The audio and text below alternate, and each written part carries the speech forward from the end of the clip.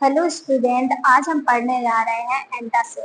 हम एंटासिड के टॉपिक में देखेंगे कि एंटासिड क्या होते हैं, ये कैसे वर्क करते हैं, इनकी फिजिकल प्रॉपर्टीज, आइडियल प्रॉपर्टीज क्या होती हैं, ये इसका यूज क्या होता है और ये हमारे बॉडी में किस तरीके से वर्क करते हैं, ये हम देखने जा रहे हैं। एंटासिड क्या होते हैं, जैसे नाम से ही क्लियर है, एंटासिड एंटासिड एंड एसिड।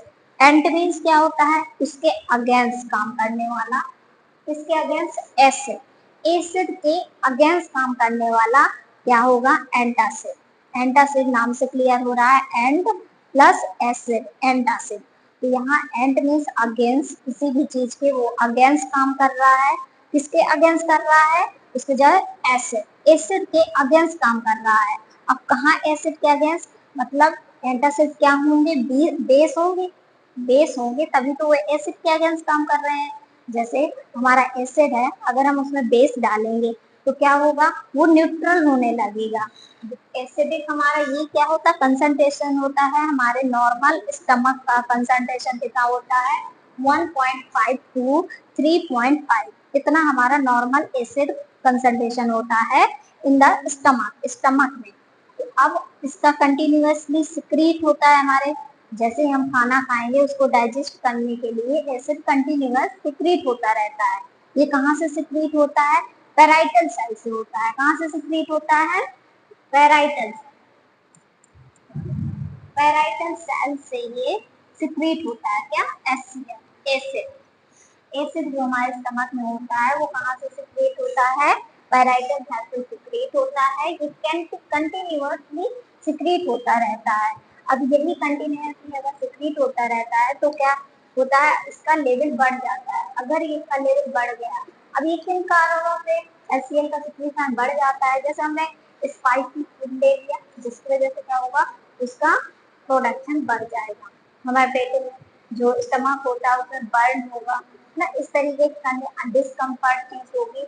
इस तरीके से ये सारी चीजें हमें होती है। तब हम इसके जो इसके अगेंस्ट काम करने वाले, इसके लिए ट्रीटमेंट के लिए हम क्या यूज करेंगे, एंटासिड।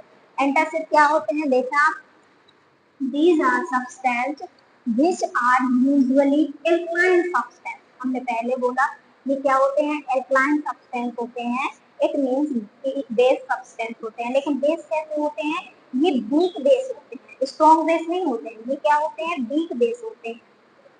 जैसे हम देखेंगे कि इनका यूज कहाँ पर हो रहा है, इनका यूज कहाँ हो रहा है, neutralise the excess acid. Excess acid, ऐसा नहीं है कि आपके एसिड जो सिक्रीट हो रहा है, हमने बेस डाला और वो पूरा एसिड को न्यूट्रल कर दिया, ऐसा नहीं है। इसको क्या करेगा, जो एक्सेस अमाउंट में बढ़ा हुआ है, क्योंकि डाइजेशन, फूड के डाइजेशन के लिए हमें एसिड की रिक्वायरमेंट है, लेकिन वो कितना है, नॉर्मल अमाउंट में है, जितना हमारी बॉडी उसे रख पा रही है, जितनी जिसमें वो कंटिन्यूअसली अपनी प्रोसेस कर पा रही है उतनी जरूरत है। लेकिन अगर एक्स्ट्रा अमाउंट में सिक्रीट होता है तो उस एक्सेस अमाउंट के एसिड को वो क्या करेगा, न्यूट्रल कर देगा। तो इसको क्या कर रहा है, न्यूट्रलाइज कर रहा है इन द स्टमक पेशेंट। जो पेशेंट इस प्रॉब्लम से सफर कर रहा है, उसके जो एक्सेस अमाउंट में एसिड है उसको क्या करता है, ये न्यूट्रलाइज कर देगा। न्यूट्रल कर देगा तो उसका क्या होगा, उसका जो एसिड लेवल बढ़ा हुआ है उसका क्या हो जाएगा, कम हो जाएगा। कम हो जाएगा तो ये जो हमें प्रॉब्लम हो रही है वो कम हो जाएगी। हमें प्रॉब्लम कौन कौन सी होती है, इसमें देखेंगे।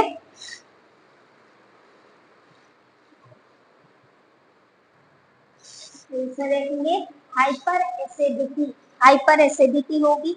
जिस तरीके से हाइपर एसिडिटी होगी, क्या कंडीशन होती है हाइपर एसिडिटी में, लेवल ऑफ एसिड का बढ़ा हुआ होता है, जो क्या कॉज करता है, डिस्कम्फर्ट कॉज करता है। यही अगर एसिड ज्यादा टाइम तक, लॉन्ग टाइम तक अगर ये एसिड बढ़ा रहा, जिससे क्या होगा, हमारा स्टमक होता है, स्टमक होता है, इसकी इनर मोस्ट लेयर जो होती है म्यूकोसा, उस म्यूकोसा लेयर को डैमेज करने लगेगा, उसमें रेडनेस आने लगेगी, तो ब्रेक होने लगे, जिससे क्या होगा, वहां पर अल्सर कॉज होने लगेंगे, छाले होने लगेंगे स्टमक में। तो अल्सर भी ये इसके लिए हम ट्रीटमेंट के लिए, अल्सर के ट्रीटमेंट के लिए भी हम एंटासिड देते हैं। तो ये जो डिस्कम्फर्ट हो रहा है हमारा हाइपर एसिडिटी की वजह से, उसको ट्रीटमेंट के लिए हम एंटासिड का यूज करते हैं। तो अब आपको समझ में आया एंटासिड क्या होते हैं। एंटासिड ऐसे सब्सटेंस होते हैं, ऐसे वीक एल्कलाइन सब्सटेंस होते हैं जो क्या करते हैं, हाइपर एसिडिटी, डिस्कम्फर्ट और स्टमक के HCl लेवल जो बढ़ा हुआ है, जो एक्सेस अमाउंट में HCl लेवल है, उसको क्या करता है, ये न्यूट्रलाइज करता है, ये उसका वर्क होता है। दूसरी चीज, production of gastric HCl continuously process चलती है। हमने अभी बोला ये एसिड का प्रोडक्शन कंटिन्यूअसली चलता रहता है। जब ये चलता रहता है इट मीन्स हमें जो एंटासिड चाहिए वो भी कंटिन्यूअसली यूज करने पड़ते हैं। इसीलिए हम एंटासिड कंटिन्यूअसली यूज तो कर नहीं सकते, इसलिए हम एंटासिड को ऐसा बनाते हैं कि ये लॉन्ग पीरियड ऑफ टाइम के लिए वर्क करे, इसलिए हम ऐसा बनाते हैं। अभी इसकी आइडियल प्रॉपर्टीज में आएगा कि हम एंटासिड को किस तरीके से बनाना चाहिए, तो उसमें आएगा। इस नेक्स्ट पॉइंट क्या है, strong alkaline base will damage mucosa layer. अभी हमने कहा ये क्या होते हैं, वीक बेस होते हैं। क्यों वीक बेस लेते हैं, अगर स्ट्रॉन्ग बेस लेंगे जिससे क्या होगा, जो लेयर है उसका क्या होगा, पीएच लेवल ज्यादा हो जाएगा। अगर हम स्ट्रॉन्ग बेस ले लेंगे तो उसका पूरा न्यूट्रल कर देगा, जिससे क्या होगा, स्टमक में इन्फेक्शन होने लगेगा, क्योंकि वहाँ फूड क्या होगा, डाइजेस्ट नहीं होगा, तो फूड वहाँ स्टोर होने लगेगा। इस तरीके से अनकंडीशनल प्रोसेस होने लगेगी, जो कि हमें म्यूकोसा लेयर को क्या करेगा, डैमेज करते हैं, म्यूकोसा लेयर को डैमेज करने लगेगी। इसलिए हम strong alkaline strong base use नहीं करते हैं। हम कैसे करते हैं, वीक बेस या वीक एल्कलाइन। जो एंटासिड का एक्शन होता है ग्रैजुअली विदाउट इवोकिंग या रिबाउंड एक्टिविटी, मतलब इसकी एक्टिविटी नॉर्मल होनी चाहिए, नॉर्मल प्रोसेस पे होनी चाहिए, कुछ ऐसी नहीं होनी चाहिए जिससे इसका साइड इफेक्ट हो या अदर कोई एक्टिविटी होने लगे, इस तरीके का नहीं होना चाहिए। हमेशा कैसा होना चाहिए, ये इवोकिंग नहीं होना चाहिए। नेक्स्ट क्या है, antacid gives systematic relief from pain by neutralise excess hydrochloric acid. अभी हमने बताया था कि अगर ये कंटिन्यूसली जो प्रोसेस चल रही है एसिड की सिक्रीशन की, अगर ये बढ़ ही रही तो क्या होगा, हमारी जो म्यूकोसा लेयर है वो डैमेज होने लगेगी। तो उस डैमेज होगी तो क्या होगा, अल्सर हो जाएंगे, अल्सर होंगे तो हमें पेन होगा। तो ये जो एंटासिड होते हैं ये नॉर्मली पेन को भी क्या करते हैं, रिड्यूस करते हैं, इसलिए पेन में रिलीफ देते हैं, तो ये भी यूज किया जाता है। ये अल्सर, ये देखिए जो नेक्स्ट पॉइंट है, अल्सर के पेन को भी रिड्यूस करते हैं। नेक्स्ट देखेंगे इसमें,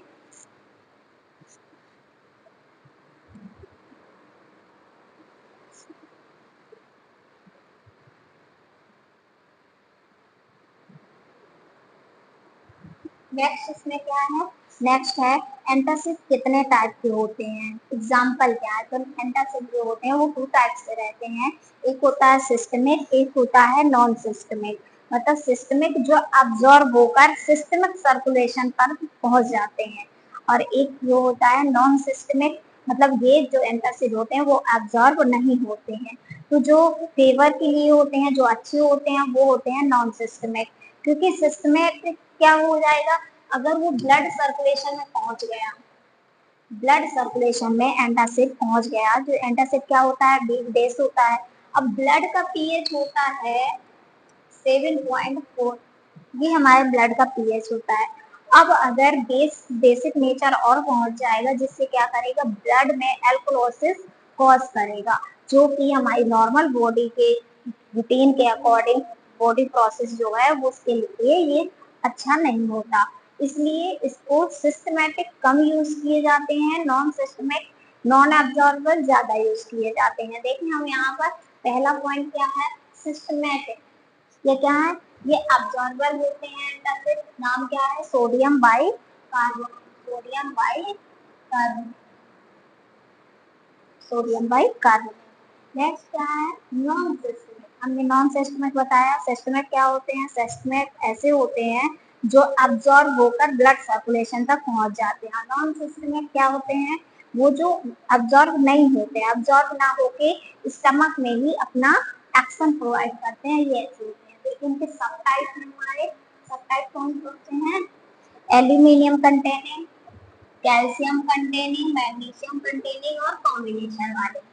तो एल्यूमिनियम कंटेनिंग में एल्यूमिनियम हाइड्रोक्साइड और एल्यूमिनियम फॉस्फेट। दूसरा कैल्शियम कंटेनिंग में कैल्शियम कार्बोनेट और try basic calcium phosphate. Magnesium में मैग्नीशियम कार्बोनेट और मैग्नीशियम हाइड्रोक्साइड। कॉम्बिनेशन मतलब हम कॉम्बिनेट करके देते हैं दो एंटासिड या अदर कोई मेडिसिन के साथ उसे मिलाकर कॉम्बिनेट करके देते हैं, जिसमें एल्यूमिनियम हाइड्रोक्साइड जेल आएगा और मैग्नीशियम हाइड्रोक्साइड आएगा, इन दोनों को कॉम्बिनेट करके देते हैं। दूसरा क्या, एल्यूमिनियम हाइड्रोक्साइड जेल आएगा और मैग्नीशियम ट्राइसिलिकेट आएगा। इनका पर्टिकुलर किस टाइप से होता है, यूज करते किस टाइप से बनते हैं, ये हम आगे पढ़ेंगे। अभी सिर्फ क्लासिफिकेशन ये है कि ये क्लासिफिकेशन जो होता है वो टू टाइप से होता है।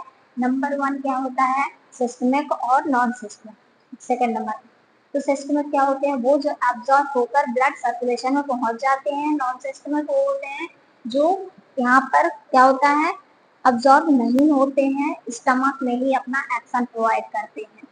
तो जो सिस्टमिक होते हैं वो अगर ब्लड में चले जाते हैं, ब्लड का पीएच 7.4 हुआ, बेसिक नेचर और गया तो इसने क्या कर दिया और एल्कलाइन नेचर कॉज कर दिया, जिससे ब्लड का जो सिस्टमिक एल्कोलोसिस वाली कंडीशन आ सकती है।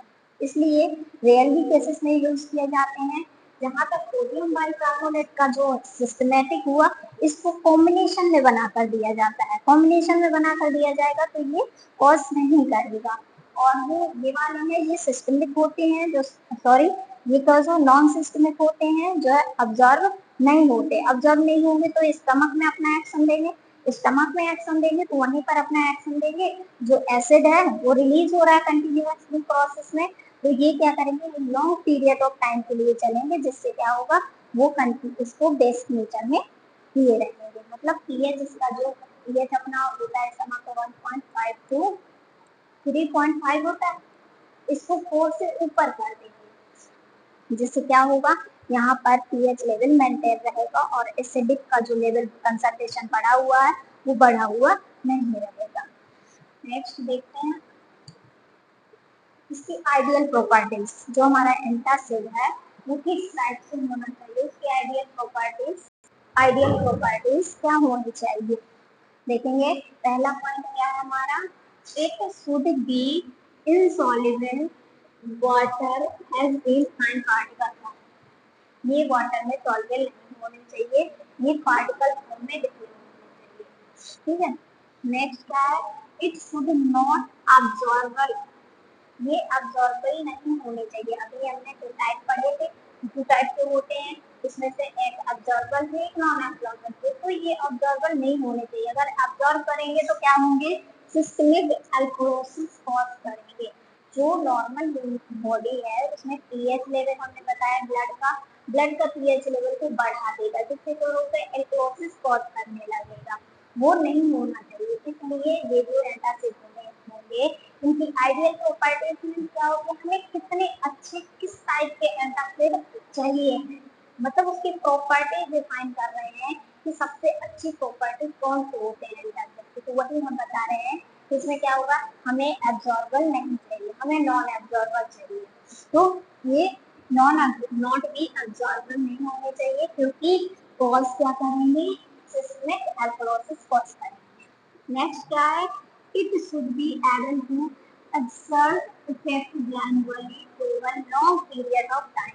अभी हमने कहा जो एसिड क्या होता है, एसिड कंटिन्यूअसली सिक्रीट होता रहता है, कंटिन्यूअस सिक्रीट हो रहा है, इसलिए हमें एंटासिड कैसे चाहिए, एंटासिड को भी हमें कंटिन्यूअसली देना पड़ेगा, इसलिए कंटिन्यूअसली ना देना पड़े इसलिए हमें एंटासिड कैसा मिल जाए, लॉन्ग टाइम ऑफ पीरियड के लिए चलने वाला एंटासिड मिल जाए, जिससे क्या होगा वो लॉन्ग टाइम पीरियड का चलेगा, लॉन्ग टाइम के लिए उसका एक्शन मिलेगा, जिससे क्या होगा हमें वो एसिड का जो सिक्रेशन चल रहा है उसके अगेंस्ट हम काम करते रहेंगे।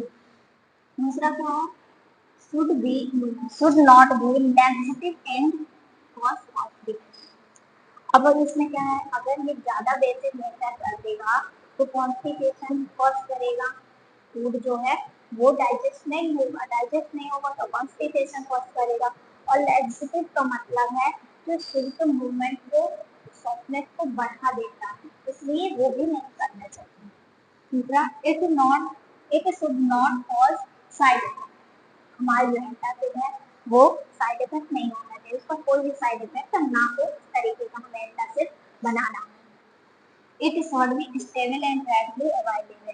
ऐसा होना चाहिए, चीप होना चाहिए, सस्ता होना चाहिए और रेडली नॉर्मली अवेलेबल होना चाहिए हर जगह पर। Their reaction between antacid and gastric hydrochloric should not produce large volume of gas। अब जैसे हमारा क्या है, एंटासिड हुआ, एंटासिड प्लस जो हाइड्रोक्लोरिक एसिड हुई, हाइड्रोक्लोरिक एसिड और एंटासिड जब रिएक्ट करेंगे तो उनसे कोई भी गैस ज्यादा अमाउंट में नहीं निकालनी चाहिए। गैस तो निकलेगी लेकिन ज्यादा अमाउंट में नहीं आनी चाहिए, इसलिए वो क्या एंटासिड कैसे होनी चाहिए, ज्यादा अमाउंट में गैस रिलीज ना करे, इस टाइप की होनी चाहिए। एंटासिड शुद्ध buffer in the pH range 4 जो पीएच रखेंगे एंटासिड को यूज करने के बाद जिसका पीएच होगा 4 to 6, इससे ज्यादा ना हो, जिससे क्या होगा, फूड में तो डाइजेस्ट नहीं होगा और बढ़ जाएगा। Antacid should be properly inhibit pepsin in proteolytic enzyme। इसमें अगर हम पेप्सिन को इनहिबिट कर देंगे जिससे क्या होगा, पेप्सिन क्या करता है, प्रोटीन को ब्रेक डाउन करता है, प्रोटीन को ब्रेक डाउन करेगा जिससे क्या होगा, फूड ब्रेक डाउन होता है, प्रोटीन ब्रेक डाउन होता है, तो पेप्सिन एंजाइम अगर एक्टिवेट हो जाता है जिससे क्या होता है, HCl का सिक्रीशन बढ़ता है। लेकिन अगर हम इसको कर दे, पेप्सिन को इनहिबिट कर दे जिससे क्या होगा कि वो इनहिबिट हो जाएगा तो HCl का सिक्रीशन कम हो जाएगा। प्रोटीओलाइटिक एक एंजाइम है जो ब्रेक डाउन करता है इस तरीके से। एंजाइम होते हैं वहाँ पर बहुत से, एक पेप्सिन एंजाइम लो, प्रोटीन अमाइलेज, इस तरीके से कार्बोहाइड्रेट को ब्रेक डाउन करता है।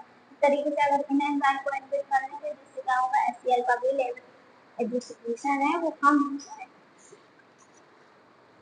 Antacid प्रक्रिया administrative orally suspension resin tablet and chewable।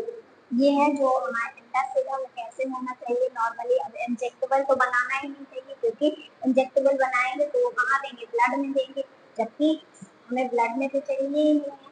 तो हम क्या हो, ये ऐसे होने चाहिए जो ओरली हो, ओरली एडमिनिस्ट्रेट करें, सस्पेंशन फॉर्म में होना चाहिए या फिर च्यूबल फॉर्म में टेबलेट होनी चाहिए, इस तरीके की tablet, tablet capsule and oral product होने चाहिए जो अभी बोला हमने। दूसरा क्या है, formulation antacid activity done by added wise test. इस तरीके से हमारी आइडियल प्रॉपर्टीज यहाँ पर देखी हमने, हमारी इतनी सारी आइडियल प्रॉपर्टीज होंगी। अब यहाँ पर जो हमने देखा एंटासिड क्या होते हैं, एंटासिड का यूज कहाँ किया जाता है और एंटासिड की क्लासिफिकेशन क्या होता है और एंटासिड का प्रॉपर्टीज क्या है, आइडियल प्रॉपर्टी, इतना हमने यहाँ देखा। इसके एग्जांपल को 1 बाय 1 करके हम पढ़ेंगे कि एल्यूमिनियम हाइड्रोक्साइड कैसे बनता है और इसका यूज किस टाइप से किया जाता है, इसका सारा कुछ करेंगे। आज हम यहीं तक करते हैं, थैंक यू।